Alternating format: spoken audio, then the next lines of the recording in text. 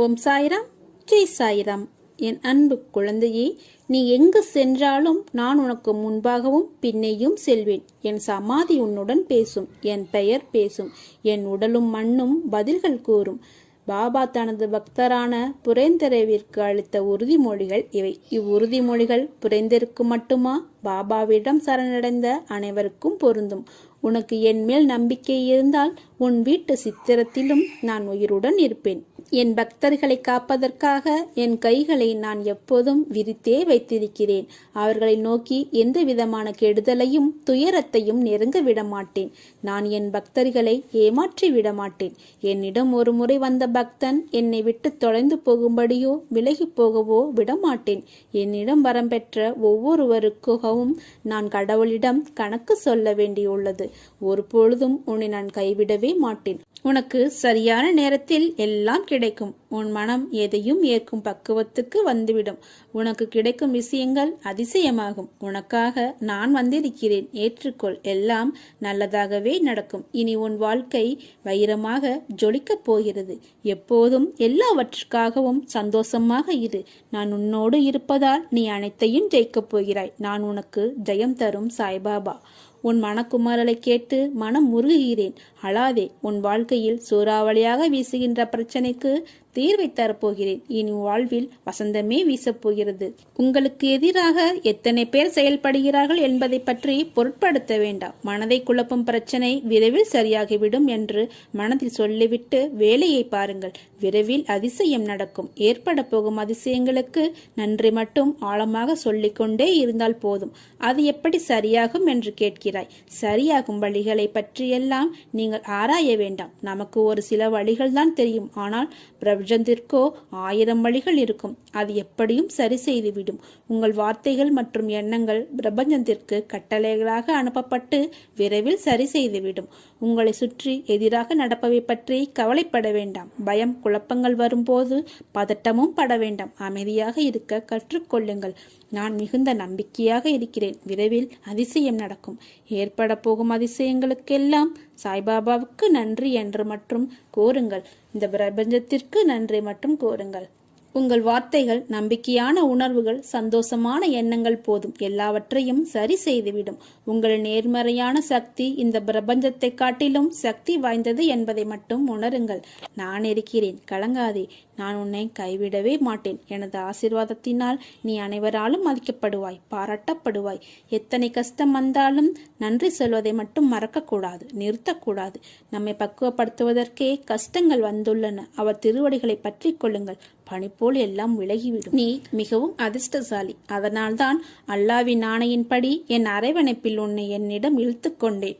நான் உனக்கு தாமதமாக அளித்தாலும் தரமானதாக அளிப்பேன். என் மீது நம்பிக்கை உண்டெனில் பொறுமையுடன் காத்திரு. நானே உன்னை காண உன் வீட்டிற்கே வருகிறேன். உன் வீட்டிற்கு வந்து உன்னை நான் கவனித்து வருகிறேன். உன் எண்ணம் தடுமாறும் போது உன்னை நல்வழிப்படுத்தி சுய சிந்தனை அளிப்பேன். நீ வேதனைப்படும் காலத்தில் உன்னோடு இருந்து ஆறுதல் அளித்து வேதனை போக்கும் வழியை கூறுவேன். உன் வீட்டில் பாதுகாவலனாக இருந்து உங்கள் அனைவரையும் தீய சக்திகள் அண்டவிடாமல் தடுத்து உங்களை நான் பாதுகாப்பேன். இல்லறத்தில் நல்லறம் காக்க ஒவ்வொரு நிமிடத்திலும் உன் மனதில் எச்சரிக்கை செய்வேன். உன் எண்ணங்களை ஆராய்ந்து உனக்கு எது தேவையோ அதை மட்டுமே நான் அளிப்பேன். என்றுமே உன்னை அஞ்ஞானத்தில் மூழ்க விடாமல் சத்திய தர்மத்தை உன் மனதில் புகுத்துவேன். எதுவும் நிரந்தரமில்லை என்பதை உணர வைத்து எளிமையாகவும் ஏழ்மைக்கு உதவி செய்ய மனதை தூண்டுவேன். உழைப்பின் தத்துவத்தை எடுத்துரைத்து உன் உழைப்பில் வருவதை கொண்டு வாழ வைப்பேன். இன்ப துன்பம் ஏற்றத்தாழ்வு இதனால் வந்த கர்மாவை என்னவென்று அறிய வைத்து மனமகிழ்ச்சியோடு உன்னை ஏற்றுக்கொண்டு உன்னை மகிழ்ச்சியில் வாழ வைப்பேன். நம்முடைய மனமே நமக்கு விரோதி என்பதும் பரம விரோதியும் செய்ய நினைக்காத கெடுதல்களையும் உற்பத்தி செய்யும் என்பதும் எல்லோருக்கும் நிச்சயமாக தெரியும். மற்றவர்களுக்கு நமது எண்ணங்கள் தெரியாமல் இருக்கலாம். மகாராஜாவான பாபாவுக்கு உடனே தெரிந்துவிடும். நம் மனதில் சுதர்க்கமான எண்ணங்கள் வாழலாம். அவற்றை அறவே விடுத்து பாபாவின் பாதங்களின் மேல் மனதை செலுத்தினால் மனம் ஒருமுகப்படுத்தல் விருத்தியடையும். ஒருமுகப்பட்ட மனதில் சாயி சிந்தனை பின்தொடரும். இதைத்தான் சாயி நம்மை செய்ய வைக்கிறார். எடுத்த காரியம் தடங்களின்றி நிறைவேறுகிறது. சாய்பாபா நம்முடன் இருக்கும்போது எதற்காகவும் எப்போதும் கவலைப்பட வேண்டாம். எல்லாம் நல்லதாகவே நடக்கும். மற்றவற்றை அவர் பார்த்து கொள்வார் என்ற நம்பிக்கையோடு இருங்கள். நீ துவண்டு போகும் சமயத்தில் யாரும் துணையில்லை என்று கலங்காதே. உனக்காக ஏதோ ஒரு உதவில் உன்னுடன் துணையாக நானே வருவேன். நிம்மதியுடனும் சந்தோஷத்துடனும் வாழ்வாய். அதற்கு நான் பொறுப்பு. உனக்கு எல்லா சூழ்நிலைகளிலும் நான் உனக்கு துணை நிற்பேன். என் மேல் நீ கொண்ட நம்பிக்கையும் பொறுமையும் உன்னை எப்போதும் காவலாய் காக்கும். என் வார்த்தைகள் மீது நம்பிக்கை வைத்து செயல்படு. நீ எல்லா செல்வ வளங்களையும் பெற்று நிம்மதியுடன் நீ மகிழ்ச்சியான வாழ்க்கையை பெறுவாய். கவலைப்படாதே, நான் இருக்கிறேன். உன்னோடு என்றும் என்றென்றும் நானே இருப்பேன். நல்லதே நடக்கும். உனக்குள் நானும் எனக்குள் நீயும் இருக்கும்போது உனக்கு எதற்கு இந்த மனக்கவலை? பாபாவின் பாதுகாப்பில் இருக்கிறாய். எந்த ஜென்மத்தில் என்ன புண்ணியம் செய்தாயோ நான் உனக்கு குருவாக வந்திருக்கிறேன். நீ செய்த பாவங்களை போக்கவும் உனது பாரத்தை முழுவதுமாக சுமப்பதற்காகவும் நீ படும் வேதனையிலிருந்து உன்னை விடுவிக்கவும் எதை எதை இழந்தாயோ அதை மீண்டும் பெறுவதற்காகவும் உன்னை முழுவதுமாக புரிந்து கொள்ளாமல் தவறாக நினைத்து உன்னை விட்டு நெடுதூரம் சென்றவர்களுக்காகவும் நான் உனது குருவாகவும் நீ எனது பக்தனாகவும் இருக்கிறாய். உனது கர்ம பலன்களை விலக்கி உனது துயரங்களை போக்கி தக்க சமயத்தில் அனைத்தும் உன்னை தேடி வரும்படி நான் செய்வேன். அனைவரும் வியக்கும் வண்ணம் வாழ்க்கையில் உன்னை உயர்த்தப் போகிறேன். கவலைப்படாமல் இரு. அப்பா நான் இருக்கிறேன். கலங்காதே. எப்போதும் உன் கூடவே நான் இருப்பேன். எதற்காகவும் கலங்காதே. மகிழ்ச்சியாக இரு. காலம் நேரம் எல்லாமே உன்னை தேடி வந்து கொண்டே இருக்கிறது.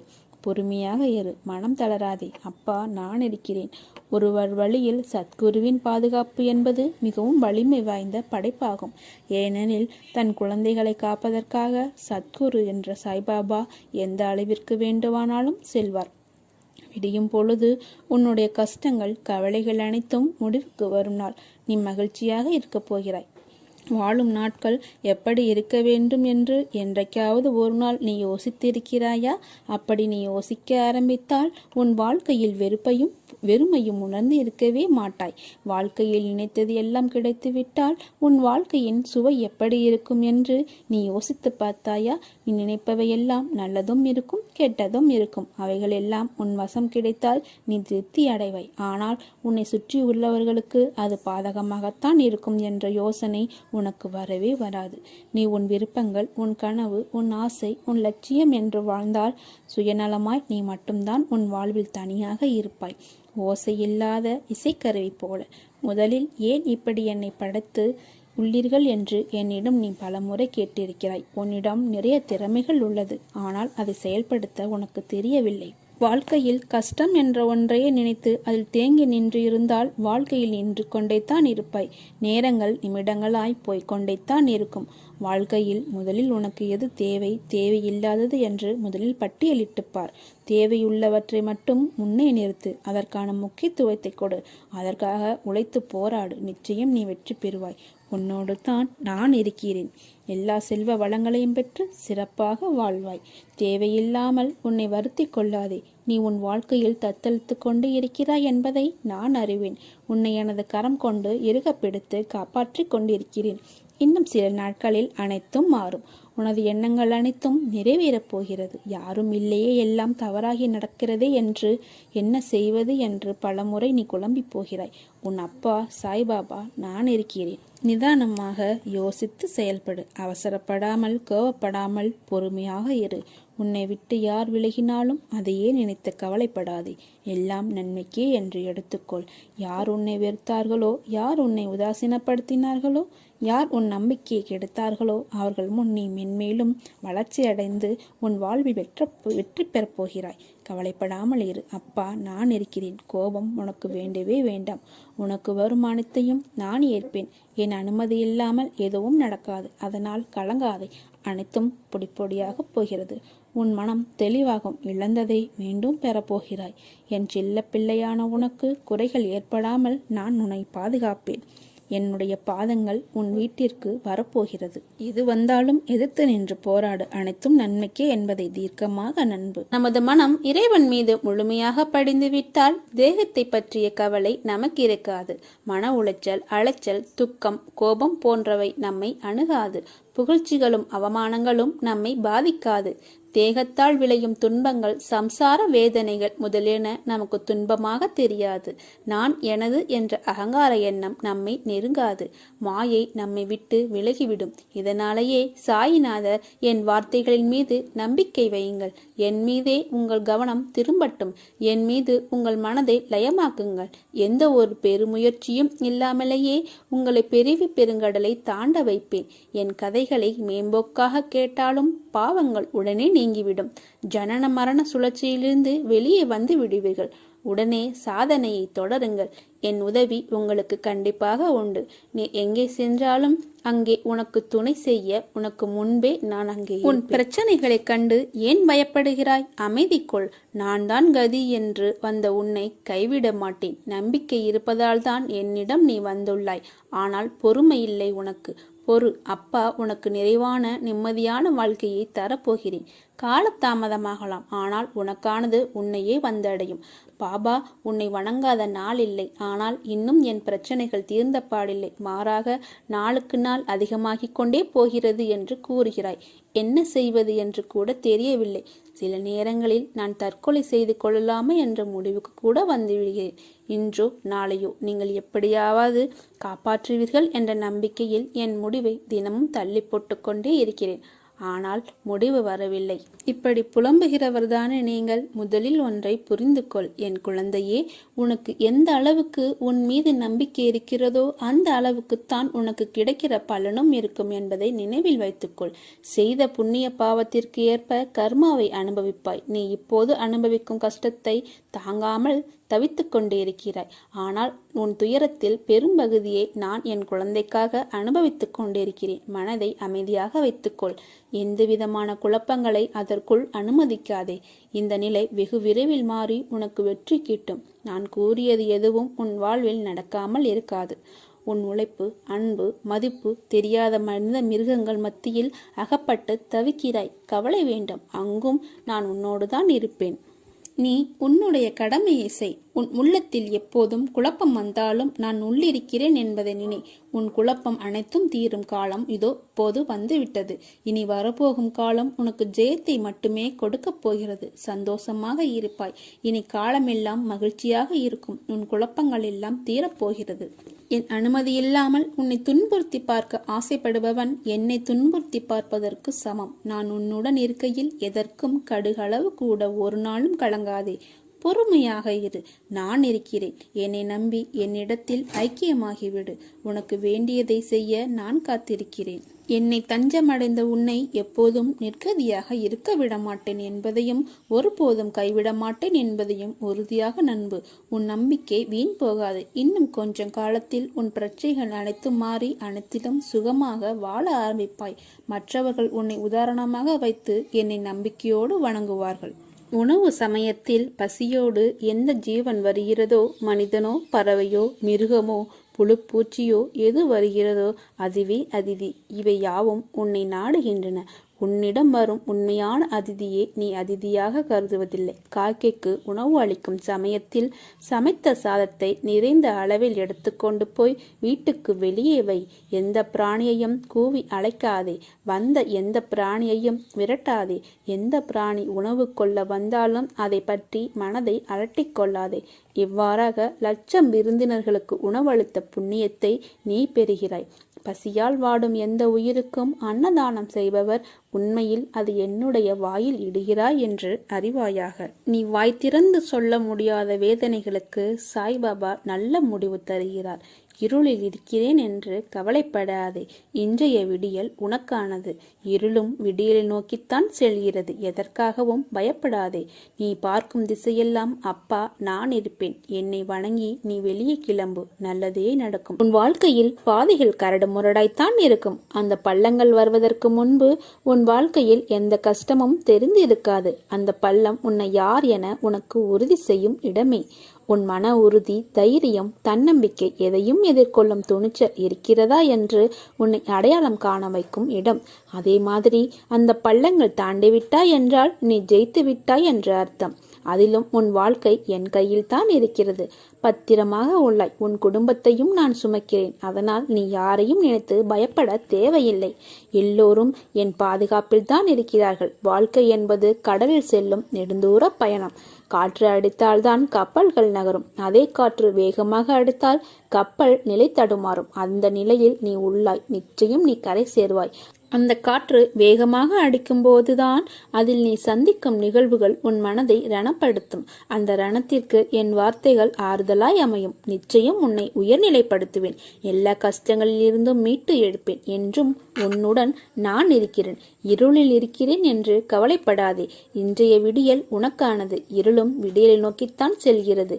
நீ பார்க்கும் திசையெல்லாம் அப்பா நான் இருப்பேன். என்னை வணங்கி நீ வெளியே செல். நல்லதே நடக்கும். இறைவன் உங்கள் உருவங்களையோ உங்கள் செல்வங்களையோ பார்ப்பதில்லை. மாறாக உங்கள் உள்ளங்களையும் செயல்களையும் பார்க்கின்றான். சாய்க்கு ஒரு திட்டம் உள்ளது. ஒருபோதும் நம்பிக்கையை இழக்காதீர்கள். எப்போதும் அவர் மீது நம்பிக்கை வைத்திருங்கள். நம் வார்த்தையால் ஒருவர் மனம் நிம்மதி அடைகிறது என்றால் அதுவும் தர்மம்தான். காத்திருக்க கற்றுக்கொள். எல்லாவற்றிற்கும் உரிய நேரம் இருக்கிறது. அவசரப்படுவதால் நிம்மதி தொலையுமே தவிர நன்மை எதுவும் கிடைக்கப் போவதில்லை. உங்களை வெறுத்தவர்கள் வெட்கப்படும்படி அன்பு காட்டுங்கள். முட்டாள்களுக்கு தெரியட்டும் இவர்களையா வெறுத்தோம் என்று. பாவ புண்ணியம் என்பது செயலை பொறுத்தது அல்ல, செயலாற்றுபவரின் நோக்கத்தை பொறுத்தது. நற்செயலாக இருந்தாலும் நோக்கம் தவறானதாக இருந்தால் அதுவும் பாவ கணக்கில்தான் சேரும். மனிதர்கள் உன்னை தனித்து விடும்போது உடைந்து போகாதே. நீ நினைக்காத இடத்திலிருந்துதான் நான் உனக்கு உதவிகளை கொண்டு வருவேன். உன் பலத்தை சோதிக்கும் அளவுக்கு கடினங்கள் வந்தாலும் அதை தாண்டி நீ அடிகளை எடுத்து வைக்க வேண்டும். உனக்கு பக்கம் பலமாக நான் இருக்கிறேன். யார் என்னை நினைக்கிறாரோ அவரை நான் நிரந்தரமாக என்னுடைய ஞாபகத்தில் வைக்கிறேன். எனக்கு வண்டியோ குதிரையோ ஆகாய விமானமோ ரயில் வண்டியோ தேவையில்லை. யார் என்னை அன்புடன் கூவி அழைக்கிறாரோ அவருக்கு நான் தாமதமின்றி உடனே தோன்றுகிறேன். உன்னை வெகு நாட்களாக காத்திருக்க வைக்கிறார் எனில் நீ கேட்டதை விட அதிகமாக பெறுவதற்கு தயாராகிக்கொள் என்று அர்த்தம். இத்தனையோ துன்பங்களை கடந்து வந்த உனக்கு இது ஒன்றும் புதிதில்லை. இதையும் நீ கடந்து செல்வாய். இதற்கும் உன் சாயப்பாவின் துணை உண்டு. தேவையான அளவு சாப்பிட்டு அளவோடு உரையாடி வாழ்க்கையில் சரியான பாதையை நோக்கி செல். வெற்றி உன்வசம். உலகத்தில் என்ன மாறினாலும் உன் தந்தை சாய்தேவா துவாரகமாயி தாயுமாகிய நான் உன்னை விட்டு ஒருபோதும் அகல மாட்டேன். உன்னில் எப்போதும் நான் இருப்பேன். எந்த கஷ்டம் வந்தாலும் நீ கவலைப்படாதே. எல்லா தருணத்திலும் ஒன்றை மட்டும் நம்பு, நான் உன்னுடன் இருக்கிறேன் என்று. உன்னிடம் ஒரு சிறு விண்ணப்பமாய் சொல்கிறேன். மாற்றங்கள் எப்போது வேண்டுமானாலும் தோன்றும். உன் வாழ்வில் நீ நினைத்து பார்க்க முடியாத அளவிற்கு அதிசயமானது நிகழப்போகிறது. ஆனந்தத்திலும் நிறைந்த நிம்மதியிலும் திகைக்கப் போகிறாய். இது சத்தியம். உன்னை அரவணைப்புடன் என் கருவறையில் உன்னை காப்பேன். எவ்வளவு நெருக்கமான உறவுகளாக இருந்தாலும் நம்மை அலட்சியப்படுத்தும் போது ஒதுங்கி போவது தப்பே இல்லை. காலம் கடந்துவிட்டதே என்று கவலைப்படாதே. உனக்கான காலம் கைகூடும். காத்திரு. நல்ல விஷயத்தில் மட்டுமே கவனம் செலுத்தி வந்தால் மனம் எப்போதும் தூய்மையாக இருக்கும். வாழ்க்கையில் மகிழ்ச்சியாக இருப்பதற்கு நாம் அனைத்திலும் வெற்றி கொண்டே இருக்க வேண்டும் என்பதில்லை. எந்த நிலையிலும் நிதானத்துடன் அமைதியாய் இருப்பதே மிகப்பெரிய வெற்றிதான். அறிவும் ஆற்றலும் சாதிப்பதை விட நம்பிக்கையும் பிரார்த்தனையும் அதிகமாக சாதிக்கும். யார் உன்னை கண்ணீர் சிந்தவிட்டாலும் கவலைப்படாதே. உன் கண்ணீரை துடைக்க உன் சாயப்பா நான் இருக்கிறேன்.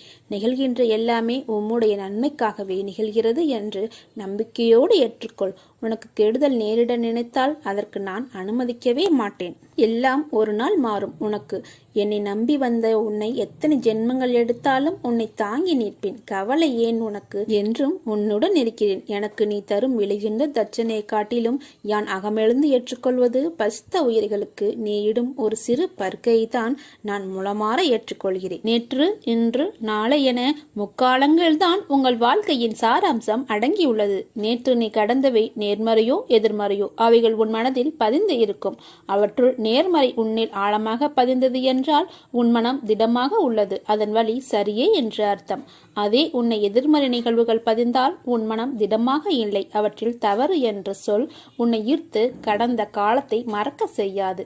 இன்று என்ற நேரத்தையும் அது நிம்மதியாய் வாழ விடாது. இன்று என்பது நிதர்சனமான உண்மை. அந்த உண்மை நீ உணர்ந்து நேற்றைய பொழுதை திருத்தி வாழ முற்பட்டால் நிச்சயம் நிம்மதி என்ற தென்றல் வீசும் உன் வாழ்க்கையில். இன்று என்பது நீ வாழும் இந்த நிமிடம். அடுத்த நிமிடம் என்ன நடக்கப் போகிறது என்பது உனக்கு தெரியாது. அப்படி இருக்கையில் என்றோ நடக்கப் போகும் இருப்பு நிகழ்வுகளை இப்போது நினைத்து கனவு காண்கிறாயே. உன்னை கனவு காண வேண்டாம் என்று உன் சாய்தேவா சொல்லவில்லை. ஆனா அந்த கனவானது உன் வாழ்க்கைக்கு உத்வேகம் உடையதாய் அமைய வேண்டும். உன்னுள் ஒரு எழுச்சியின் தீபந்தமாய் அமைய வேண்டும். உன்னை மேலோங்க செய்யும் அளவிற்கு உன் நாளைய கனவின் சிந்தனை இருக்க வேண்டும். அப்படி இருந்தால்தான் உன் இன்றைய எண்ணும் நேரம் சத்து உள்ளதாய் இருக்கும். வாழ்வில் திருத்தி எழுத உதவும் ஒரே காலம் இன்று என்ற நேரம்தான். உன் நேற்றும் சரி, நாளையும் சரி. அதனால் இன்றைய நேரத்தை உனக்கு கொடுக்கும் பொற்காலமாக பார். உன் நிமிடங்கள் உனக்கு பெரிதாகும். பூவை நான் படைத்தேன், ஆனால் அதை மண்ணில் இருந்து நேரடியாக படைக்கவில்லை. வேரின் ஊக்கமாய், இலையை தூணாய், பூவை தாங்க படைத்தேன். அதை போலவே தான் உன் நாளைய பொழுது என்பதை தாங்க நேற்று என்ற வேரை, இன்று என்ற இலையை பசுமையாய் உணர்த்த சில பேர், சில சூழ்நிலைகளை உனக்கு காண்பித்தேன். இதை நீ புரிந்து உணர்ந்து கொள். நீ உணர ஆரம்பித்து விட்டாய். அதனால்தான் இன்று என்ற உன் பசுமையில் என் வார்த்தைகள் உதிர்வதை உன் செவிக்கும், கண்ணுக்கும், மனதிற்கும், மூளைக்கும் எட்டுகிறது. நீ வைரக்கல். உன்னை வடிவம் கொண்டு வந்து வெளிச்சத்தின் பேரொளியைப் போல வீசவே நான் உனக்கு இவற்றையெல்லாம் நிகழ்த்துகிறேன். உன் சாய் அப்பாவின் வார்த்தை உனக்கான இரத்த ஓட்டத்தைப் போல இனிமேல் என் நாவில் தோன்றும் சொற்களின் பேரருளை பெறுவாய். அதனால் நீ எதற்கும் பயப்படாதே, கலங்காதே. உன்னில் நிச்சயம் வெற்றி என்ற தீபத்தை நான் ஏற்றுவேன். நீ என்று என்னை சாயப்பா என்று அழைத்து உன்னிடத்தில் நான் என்னும் சொல்லுக்கு சாய்தேவா என்ற அர்த்தத்தை கண்டாயோ, அன்றே நீ என் உயிரான பொறுப்பு. உன் அன்பின் ஆழத்தையும், உன் பக்தியின் தூய்மையையும், உன் நம்பிக்கை, பொறுமை எதையும் எதிர்நோக்கி தாங்கும் உணர்வு, உன் பலத்தையும் உன் விசுவாசத்தையும் எவ்வளவு உன்னதமானது என்பதை உன் சாய்தேவா நான் நன்கு அறிவேன். அதனால் எல்லாம் சரியாகிவிடும். எதற்கும் அஞ்சாதே. உன்னோடும் உன் குடும்பத்திடும் நான் என்ற சாய்தேவா இருக்கிறேன். என் பரிபூர்ண அருளும் ஆசீர்வாதமும் அன்பும் பெற்ற என் செல்ல பிள்ளை நீ. நிச்சயமாக நல்ல ஆரோக்கியத்துடன் எல்லா செல்வ வளங்களையும் பெற்று சீரும் சிறப்புமாய் நல்ல பெயருடன் நிம்மதியான மகிழ்ச்சியான வாழ்க்கையை பெறுவார். ரசாமல் வைரத்தை பட்டத்திட்ட முடியாது, நெருப்பில்லாமல் தங்கத்தை தூய்மைப்படுத்த முடியாது. அதை போல நல்லவர்கள் சோதனைக்குள்ளாவர்கள், ஆனால் வீழ்ந்து விட மாட்டார்கள். ஓம் சாய்ராம், ஜெய் சாய்ராம். நல்லதே நடக்கும்.